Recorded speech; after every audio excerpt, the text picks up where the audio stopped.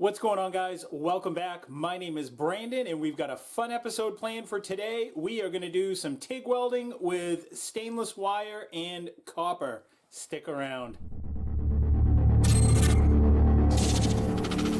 So guys, this is in response to a request from multiple people that have told me that they've had really good luck using stainless steel TIG rod wrapped with copper wire.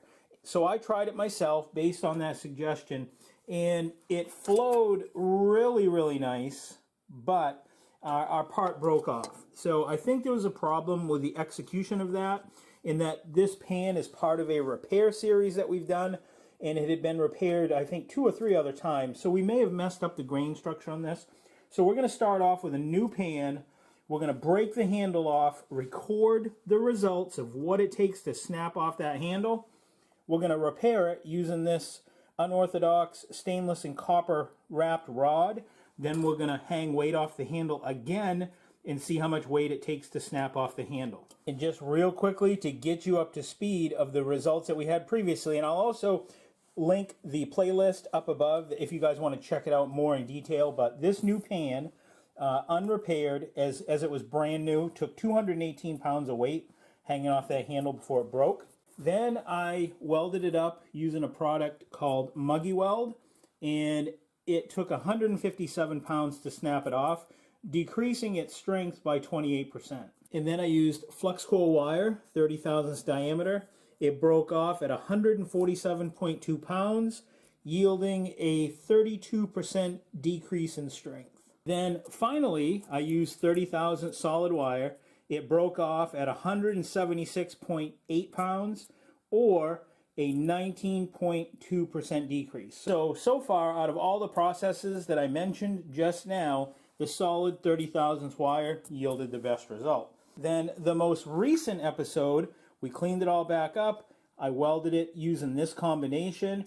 It developed a crack during the cooling process, but I did hang some weight off it. I'm guessing maybe around 100 pounds before it snapped, but that's a failure because if the part is already cracked before you actually do the test, then that becomes a failure. Got a lot of great suggestions and comments, and I think what might have happened, guys, is that this filler may work really well. I'm telling you, you'll see in this video. This flowed like butter. I mean, it was unbelievable. I'm not a metallurgist. I don't know why it flowed well, but I think this process will work if I just rethink it. I'm going to start out this week with a brand new pan, and we're going to try it right from scratch. I think this is going to work, but we'll soon find out. So here it is, brand spanking new. Just picked it up at the store, and as you can see, it says cast iron. Right there, cast iron skillet. All right, guys, so in full disclosure, because I always get a few people that say, oh, geez, why are you so cheap? You could just buy a new cast iron pan for $12. I get it. That's not what this video is about. The reason I use a cast iron pan is because I've had things in the past that I've repaired and I've been accused that it's not cast iron. So I think we can all agree that a pan that says it's made of cast iron is made of cast iron. And if you're not sure what the item is that you are trying to weld and you think it could be cast iron, I'll have a link up above because I've got a video that has 5 different ways to determine if the part is cast iron or if it isn't. And if it happens to be cast steel, then you don't have to do anything. You just weld it just like any other material. You can use any process on it and weld it the same way. No preheat, no nothing. But if it is cast iron, there's some certain things that you have to do, and we're going to talk about it as we do this today. With that being said, do not repair cast iron pans. If you're coming here to this channel to figure out how to repair a cast iron pan, please don't repair it. It's just not worth it because you can buy a new pan for $12. Why I use the cast iron pan is for why I just said. So there's just too much liability. You know, cast iron can crack and develop hairline cracks over time, and you never know when that can fail. So you could have a, hot pan full of grease and it could crack open while it's sitting on your stove, and then before you know it, you've got a huge house fire. God forbid someone gets hurt. So it's just not worth it, guys. Don't do it. I'm showing you this because maybe you have a cast iron part. I've repaired park benches. I've done convertible tops to cars that have cast iron parts in them. There's just all kinds of reasons why you'd want to do this, but repairing a cast iron pan is not one of them. Unless you have something you want to hang on the wall and it's never going to be used on a stove, then that's fine. But let's get going.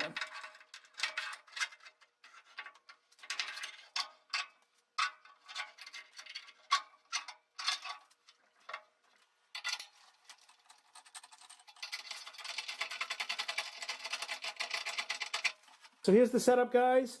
We're just going to keep adding weight to this until the handle snaps off. Then we will set this on a scale, see how much weight it was, record that measurement. We'll probably write it right on this. We'll make our repair and we'll talk more about this filler wire, and then we will do this test all over again and figure out, did it work or didn't it? And if it did work, how strong is it? Let's get going. Let's start adding some weight. I'm super excited about this project. Start by adding a couple patio blocks first. I know it'll take that, or it should.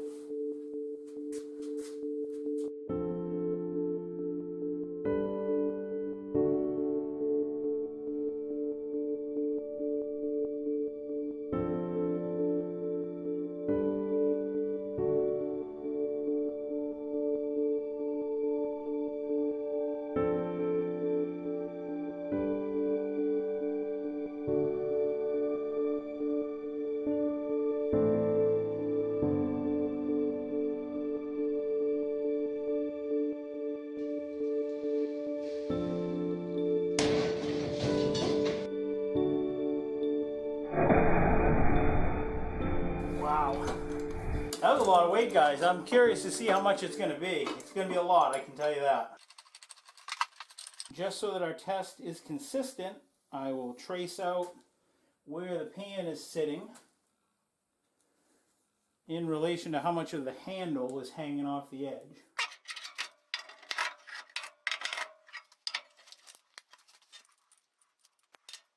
Nice, clean break. Look at that. There's that there. Oh yeah, this would be a nice, easy repair. All right, let's go weigh that, see how much weight it took, and then we can prep this joint and we'll talk about repairing cast iron. Oh my God. Man, this is heavy. I can barely lift it.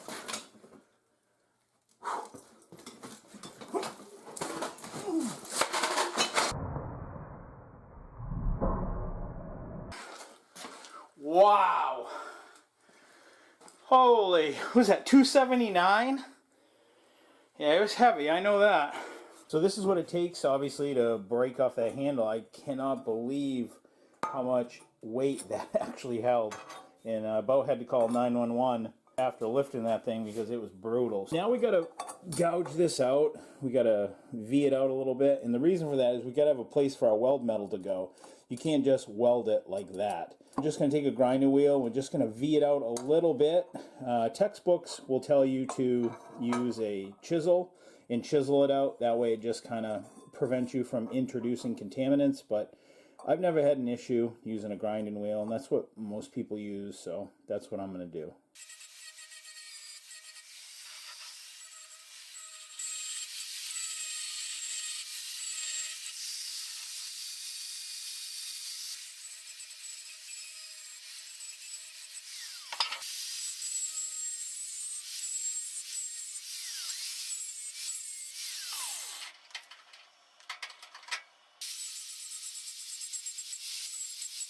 So the fit up on this, guys, is really important, and that's why we bevel out the joint, is we get a place for our metal to go. And you can almost feel it has like a little keyway where it used to go. If any of you guys have ever glued a part together using like super glue, like you break something that's glass, you can always feel like it has like a little keyway, like a certain place where it feels like it needs to go. Well, broken cast iron is very much like that. You can feel the keyway where it needs to go, and that's where you want to weld it. This next process you can do a bunch of different ways, but this is how I choose to do it. What I do next is I take the part and fit it up, and then what I do is I use a MIG welder and I just put a couple quick tacks on it. And the reason for that is this MIG welding does not put like hardly any heat in it whatsoever. It just gives a real quick burst of filler metal. It has very little heat that it puts in the part, so you really don't have to worry about it cracking. I'm going to get a quick tack on it on the outside, then we'll get this into a preheat, so that way when we pull it out of the preheat, we're not fiddling with two parts that we got to try to line up. We're going to do our lineup right now, get the fit up just perfect, hit it with a tack. That's how I repair cast iron, and I've had real good success doing it that way. So let's get going. So we got this part all keyed in real good, guys. Like I said, I'm just going to hit it real quick with a couple tacks. I'm going to do it on the outside because we're going to start our weld on the inside. Then when we get to the point where we got to go outside, we'll grind these tacks out.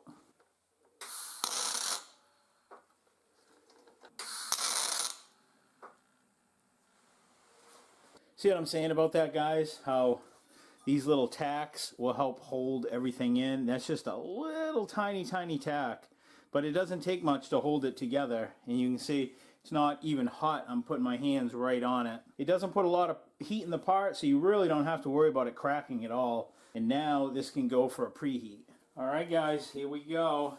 I've got my house wiring. That's what we're going to get the copper out of. Pull that out of there. Yeah. And that's what we're going to wind up inside of our stainless filler wire. And for a stainless filler, this time I'm going to try some 309L. Before I wind the two together, I'm going to individually clean them. So that way I know that we don't have any issues with contamination. I'm wearing gloves, so that keeps my finger oils off this filler metal. I'm real excited about this, guys. I'm really hoping that this works.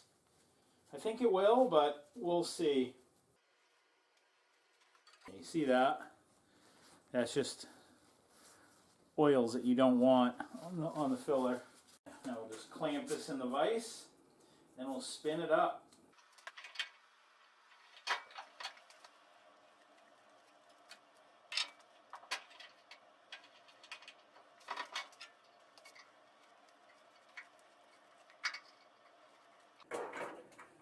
So I've got the pan all set up into a position where it'll be real comfortable to weld. I've got my TIG welder all set up, and I can go over the settings with you on that here in a few minutes. I'm just going to get this up to temperature using some MAP gas. We'll get this thing welded up.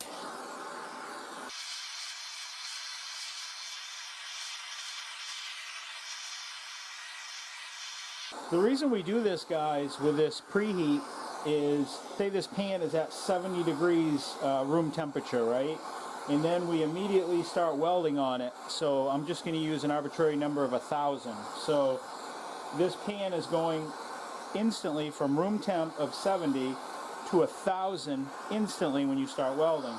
Well, if you can get your piece or your part up to, say, around 500 and keep it around that temperature and just hold it there, when you start welding, rather than going from 70 degrees room temp to 1,000 welding temp, you're actually starting off at 500 degrees on your part, and then it's heating it up to 1,000 when you start welding. So the temperature swing is a lot less, and it causes a lot less shock to the part, because that's what causes cast iron to crack, the fast heating and cooling cycles.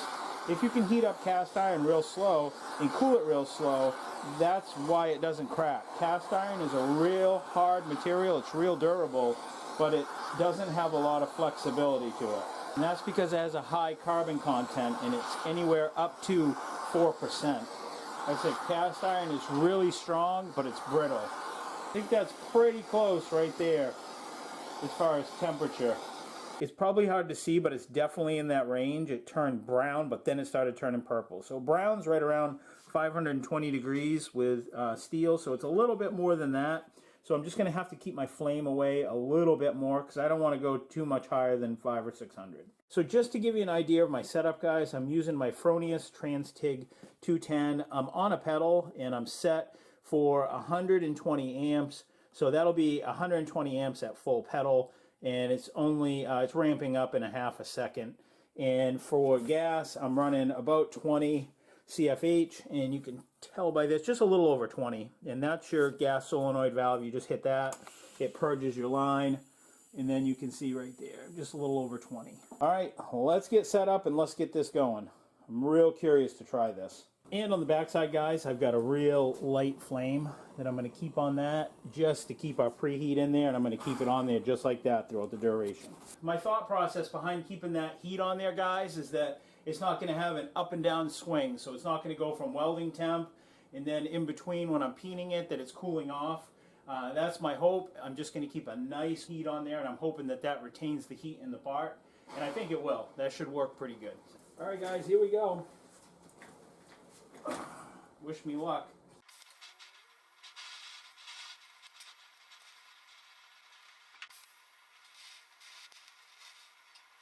Yeah, this seems to be flowing really good, guys. I'm just doing a little short bead at a time, guys, like half an inch at a time, then peening it. Welding cast iron creates a lot of tension. That's the reason that the weld will crack, and it never usually cracks in the weld. It's usually at the toe of the weld. And that wasn't a crack. That was me hitting my cup on the clamp.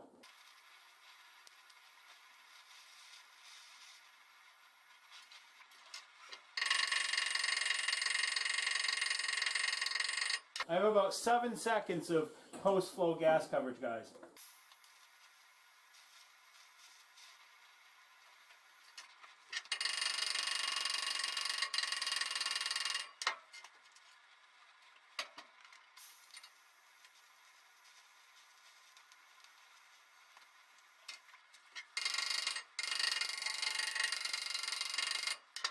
So far it's going really good, guys. I'm happy with how this is coming out.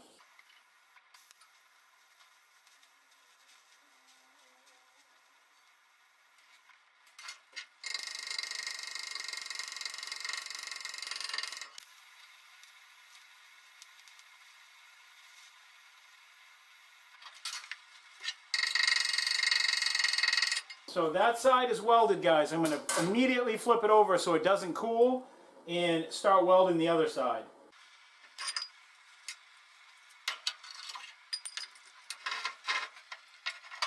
I've got the torch still on the back side.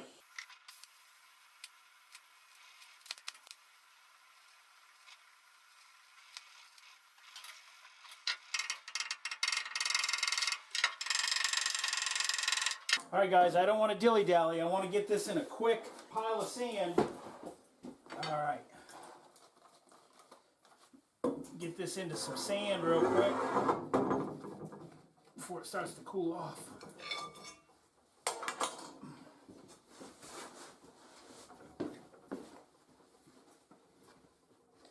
Oh boy, I hope this works, guys. All right, guys, so it's buried in there. Now we're just going to let this sit for several hours, fingers crossed, because that's what you get with cast iron.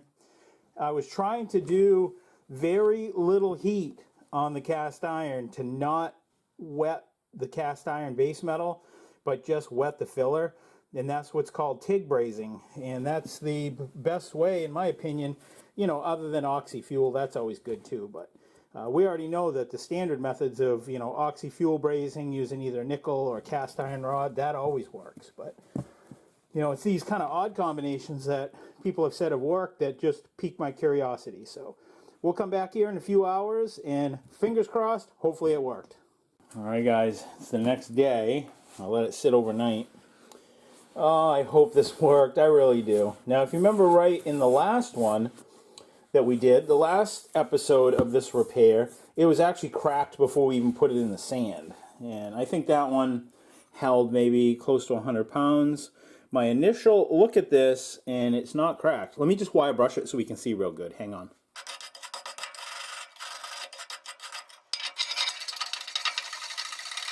Well, here it is. I think that's going to do okay. As always, guys, just know that welding cast iron has a lot of trash in it. And although I was trying, for the most part, to TIG braze it, meaning not wet the base metal, sometimes that does happen, and it brings some trash up to the top. So, and we just did little short tacks, peening them. So let's give it a try, see what it does. There are no visible cracks that I can see anywhere. As far as repair-wise, this is definitely a success, guys. This is definitely a successful repair, but how this compares to the other methods that we've tried in the past, that I don't know. I would say if we're anywhere within like 32%, that's a success. But wouldn't that be something if we could actually beat that 19.2 number? So, so we know it broke at 279. I'm going to put the pan back exactly where it was. You see my outline right there, so that we know that our test is going to be conducted properly. Because we don't want to be factoring in any leverage. If I have it back here, obviously it's going to have less weight on that. So we're going to try to keep everything uniform and consistent so that we can get hopefully some accurate test results. That looks like it's sitting right where it used to be. Let me clamp this down and we'll start hanging some weight. I'm super excited, guys. I cannot wait to see the results of this. I hope this works. And guys, if you want to know how I built this fixture table and these clamps, I'll have links down below. I did this on a budget. These are just some Harbor Freight clamps that I modified. And this is just a set of plate steel that I picked up and laid out this template to build this. And that template that I made will work for any size fabrication table. So go ahead and check that out, guys.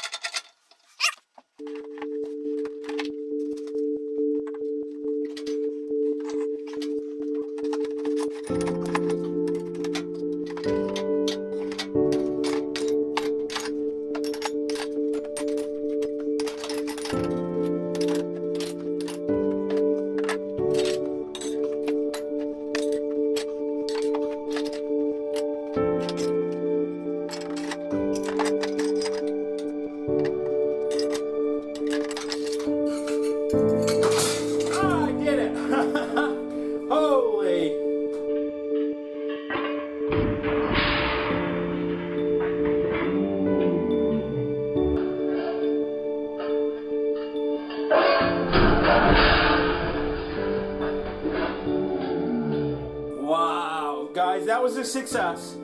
I don't know how much weight it held, but that definitely works. Let's get this apart, guys, and we'll see how it did and where it broke. Oh yeah, clean break. Check that out, guys. Just how I thought and how I said that it always breaks. It'll break right at the toe of the weld, and you can see that it did. If you look in there, none of that is weld. That's all parent metal along there. You can see the grain structure. That's all cast iron. That is not the weld. But what a nice, pretty color weld. I mean, it almost looks like silicon bronze, doesn't it? You can see that actually a piece of the weld remained right here. I don't know if you can see it, but actually had so much tension on it that it actually cracked the pan right here.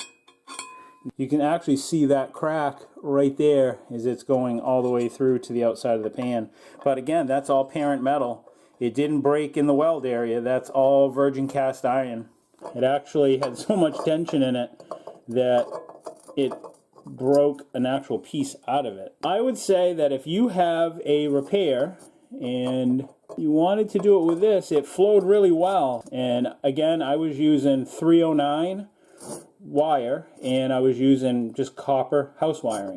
Why that works, I don't know, but it wets in some nice. You can see how nice it wets in. Let's figure out how much weight this took. Let's put it on the scale. All right, do this again. Oh my God, this is heavy. Not as heavy as before, though.